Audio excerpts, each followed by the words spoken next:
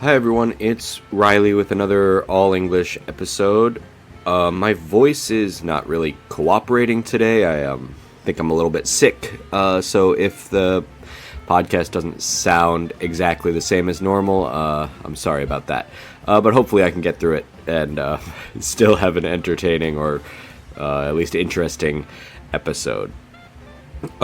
So there was some really big news out of America this week, and I feel like it's something that I should talk about on here, at least kind of my thoughts about it.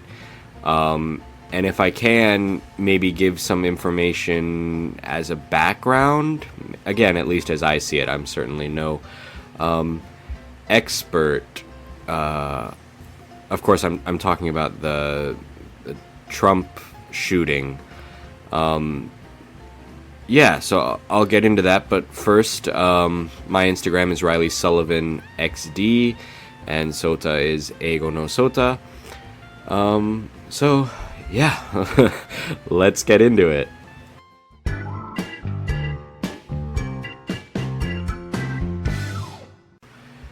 Okay, so on July 13th, Trump gave a rally, or held a rally, in Pennsylvania. And during that rally, he was shot. So Trump was hit in the ear, kind of slightly, I guess you could say. But one person in the audience was killed, and there are two other people, as far as I know, that were had serious injuries. So, yeah, I mean, obviously that's terrifying. Shooting of any kind is not good. Shooting at a president, former president, I should say, is maybe extra scary. I mean, yeah, it's a pretty serious event, it goes without saying. So I'd rather not talk too much about the killer in terms of his name. I say killer because he killed one guy, but in terms of Trump, I guess shooter. I'd rather not say too much about him because I feel like it kind of makes maybe other people want to do something similar if they realize they can get kind of famous because of it. But his name is available if you want to find it online. I'm saying his because it was a man, a 20-year-old man who I think lived in that area of Pennsylvania. And yeah, so as far as we know, he climbed onto a roof that was about 130, 140 meters away from where Trump was giving the speech, and he shot 6 times toward Donald Trump. Now, there's some footage I saw that shows Donald Trump moving his head slightly at one point so that the first bullet, I guess, hits him in the ear rather than in the head. So, I you could say that Trump was very lucky by moving like that, but I guess the shooter fired several more times and wasn't able to hit the former president, but hit, some people in the audience, which is a tragedy. Those people just went to hear former president and presidential candidate speak, and, one of them ends up being killed and others end up being injured, which is, horrible. So the security around Trump ended up shooting the man, the killer, the shooter, and he died. But there has been some kind of debate about, if Trump's security, the Secret Service and local police, did a very good job in kind of protecting the event and the former president. I don't want to go into too much detail about that because honestly, I don't know anything about like security protocol and what you're supposed to do and all that.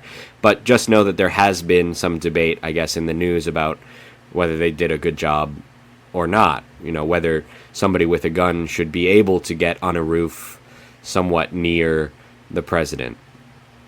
And also because they killed him, we don't know too much right now, or at least I don't know too much right now, about the motives of the shooter, like why he wanted to kill the former President Trump. And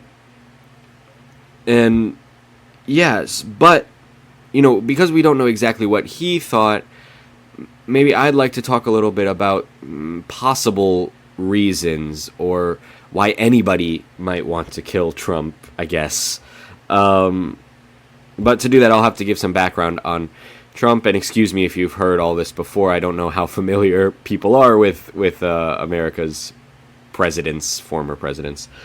First off, you know, Trump was for most of my life until 2016 or whatever, Trump was most famous as a businessman and kind of a TV celebrity. I think his dad had like a real estate business, and that Trump kind of inherited. Trump got when his dad passed away. And then Trump built that into maybe a bigger real estate business, or I know he has like some casinos and golf courses and blah, blah, blah around the country. But what he was most famous to me for was being on The Apprentice, which was kind of a reality show when people would like do kind of business challenges in order to become like some kind of employee in one of Trump's companies. And it was, you know, like a reality show in America. It was kind of funny, kind of dramatic, and Trump himself was always he was like pretending to be very serious as like a boss kind of person, but to all the audience, everybody watching, he was kind of funny. You know, he was like overly serious, and he would say "you're fired" and all that whenever somebody was kicked off the show. So that's how he was known for probably, I don't know how long that show was on the air, but in other kind of whatever, he was kind of a celebrity rich person for maybe 20 years or something like that. And then when Obama was elected president, or maybe just before he was elected, Trump was one of the main people who was suggesting, let's say, that Obama was not born in the United States, that he was born in Kenya or something like that. And these people were called birthers, because the birth of, you know, where someone was born, right? Or when someone was born. So the idea in the United States is that in order to be president, you have to be born in the United States. And as I understand it, Obama was born on a military base in Hawaii. At the time he was born, Hawaii was not actually a state, but if you're born on a military base anywhere, it could be in Okinawa or it could be in Germany, that counts as like American soil legally, American land. So anyway, you know, ridiculous to say Obama was not born in America. Trump kind of got this political reputation for kind of being silly, kind of being a joke in a different way than he was on TV, where now he was saying, oh, Obama can't be president because we need to see his birth certificate. We need him to prove where he was born or whatever. Anyway, that was kind of his first run with politics. And then obviously in 2016, he announced his run to be the Republican nominee to be the president of the United States. And he eventually wins the Republican nomination basically by having debates with all these other Republican candidates and almost like just talking better than them in a more interesting way. He was often funny. He was often insulting to the other people. He would come up with nicknames for the different candidates. which I don't remember right now. I probably should remember. But yeah, basically he won by kind of being more entertaining than the other candidates, which, maybe is not a good way for people to pick their presidential candidate, pick their president, but I think that's more or less how it went. And then in the 2016 main election between the Democrat and the Republicans, it was Trump versus Hillary. And Trump's kind of whole thing during this, he had a few slogans. One was build the wall to stop immigration coming from, Mexico and Latin America. One was drain the swamp, and the swamp is kind of referring to D.C., Washington, D.C., and about all of the kind of corruption there, all of the kind of people who work government jobs, but they're not working in the interest of the average American or whatever. They have banking interests or big company interests or other things like that, and it's just kind of corrupt and something like that. And I think this really resonated with a lot of the people, a lot of Republicans and a lot of Trump's voter base. I almost said fan base, but I don't know if you can say fans of a politician or not. But, obviously the kind of people that voted for Trump, they were anti-immigration. They didn't want more people coming into the United States illegally. And they kind of felt, and I think this is pretty important, they felt like the elites in Washington, D.C. and in New York City or L.A. or whatever, they were not for them. They did not have the interests of the people in Middle America in mind. And this comes down to kind of a thing that's been happening in America maybe for a long time, but feels especially strong more recently, where the people that live in the countryside and rural parts of America, who are often mostly white, feel kind of left behind by the economics or the culture that is largely led by the big cities on the East and West Coast, New York City, LA, Philadelphia, San Francisco, whatever. All of the Washington, D.C., of course, where the government is. And the coastal elites, as they're sometimes called, these people who live on the coast, who tend to be Democrats, they tend to have more education. They tend to be more, what can I say, like diverse, I guess. It's not just white people living in cities, but there's black people and Latino people, whatever.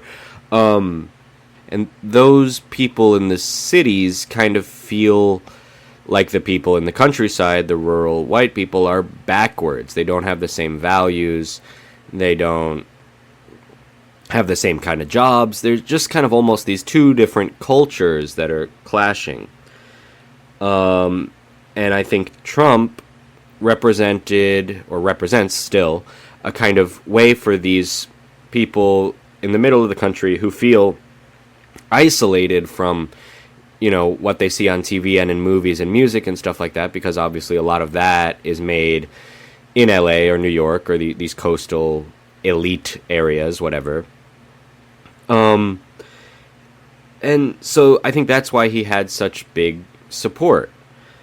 And then, coming to the 2020 or 2021, actually, after Trump lost the election to Joe Biden, there was the attack on the Capitol that started as a protest, it seemed, and then people kind of broke into the Capitol building where the Congress meets, and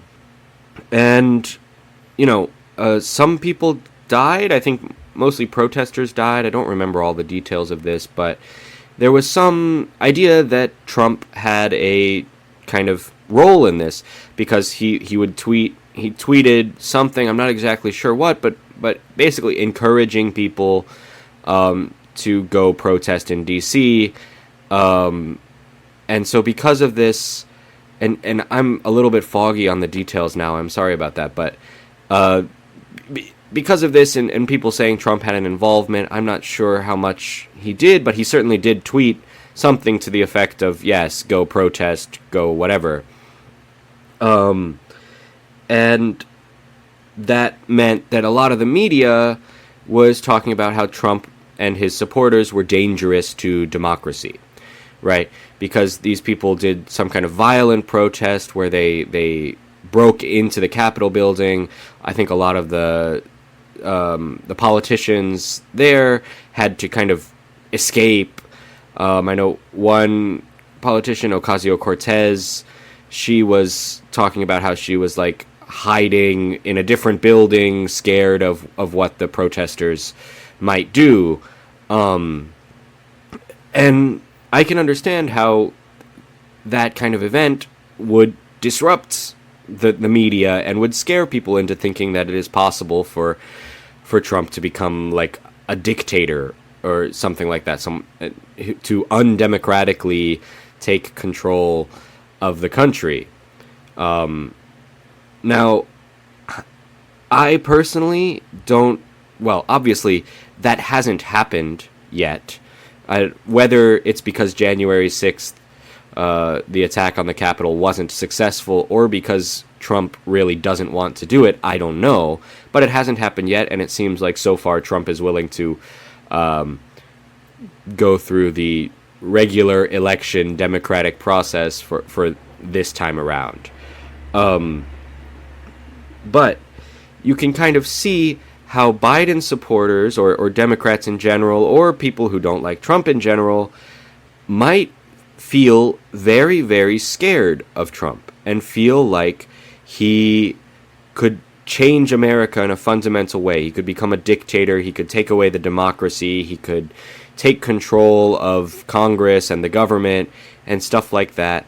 And I think the media has been encouraging this kind of idea. Whether or not it's true, I'm not saying if it's true or not, but certainly I think the media has been encouraging it, and it has caused some people, I think, to become very radical in their ideas about Trump, in a negative way, but also on the other side, when people who are Trump supporters see these kind of negative things in the media, a lot of times they feel even more strongly in support of Trump and against Biden. So it's this kind of like polarization, we call it, where the two political sides are getting so far apart that it's almost like two different cultures, close to two different countries, you might say, the cities in the U.S. and the countryside in the U.S. To give some evidence of this, like, I have friends back home and my sister who talk about dating, trying to go on dates with people, trying to find a boyfriend or a girlfriend, and one of the first things they always bring up is the politics, the political opinions of other people.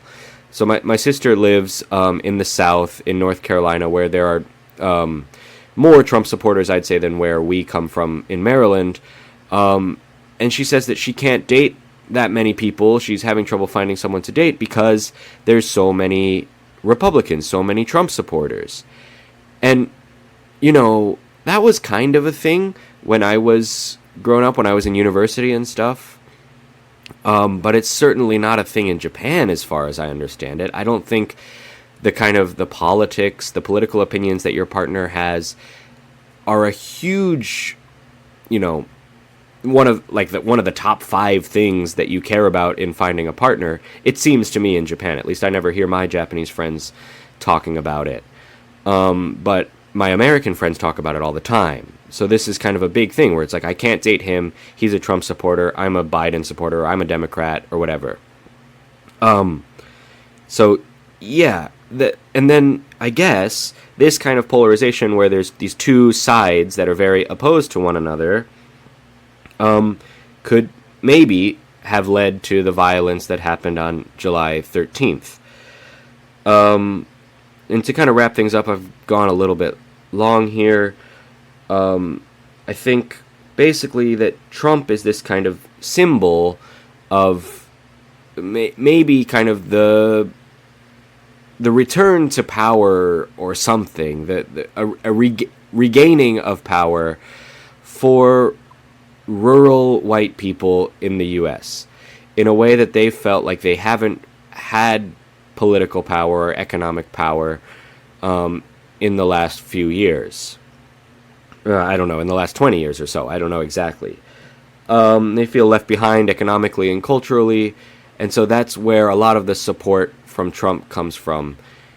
And I think part of the view of the danger of Trump and the view of the danger maybe of his kind of backward supporters, these rural countryside people, the kind of fear of them as being different partially and also as being, backward, they're dangerous, I guess, maybe could cause further violence. So yeah, that's not exactly short, but those are kind of my thoughts on it. I should maybe say at the end of this, I'm not a Trump supporter. I don't particularly like Biden either, to be honest. But I think the situation that America is in with, political violence, and I hope that there's not more political violence either against Trump or Biden. But it's really sad and it's really scary that this kind of stuff could escalate in the future. Obviously in Japan with Abe, there was a successful assassination attempt, successful in that the person was able to kill former Prime Minister Abe. And it's really scary to me that this kind of political violence seems to be on the rise in the two countries that I care the most about, and also countries around the world. Earlier this year in Slovakia and a few other places there were assassination attempts as well. So yeah, I guess this isn't a super positive episode. I could say I hope that this kind of stuff doesn't escalate, obviously, and I hope that people can have a kind of peaceful democratic process and have a peaceful election. But yeah, just hoping, I guess, is all I can do. I'll leave it there. It's gone a little bit long. Thanks for listening, and I will talk to you next time. Bye.